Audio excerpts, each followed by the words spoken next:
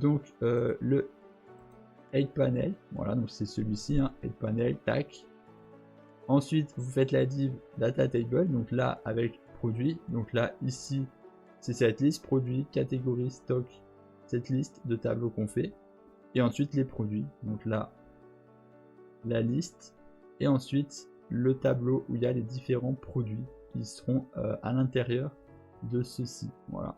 Et version 1, donc là c'est ce qu'on a à la fin, version 1.0, tout simplement.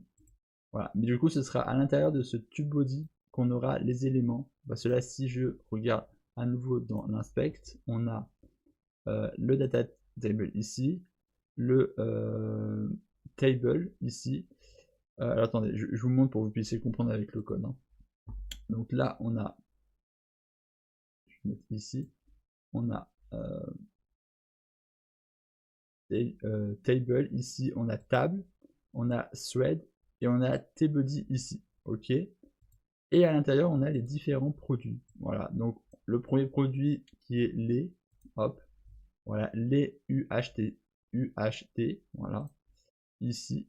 Non, attendez, là c'est les, là ici, excusez-moi, le titre il est là, les UHT, voilà, donc on clips, titre les UHT, catégorie les, 0, 0, 0, le prix après, après les soldes, et là ici c'est le tableau, donc des réductions, parce qu'il peut y avoir plusieurs réductions de pourcentage, hein. Et ensuite le tableau avec les différents boutons, voilà, tac tac tac, mais qui s'ajoute à chaque fois en fonction des produits, voilà, parce que s'il n'y a aucun produit, il n'y a rien. Là, si je supprime, hop,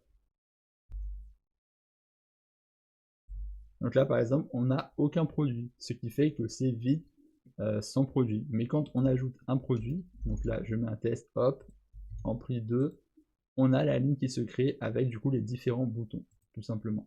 Voilà. Donc la liste avec du coup ce petit message, je vais m'enlever du coup ceci. Et ensuite on a le inside panel réduction, voilà, donc c'est le panel de réduction.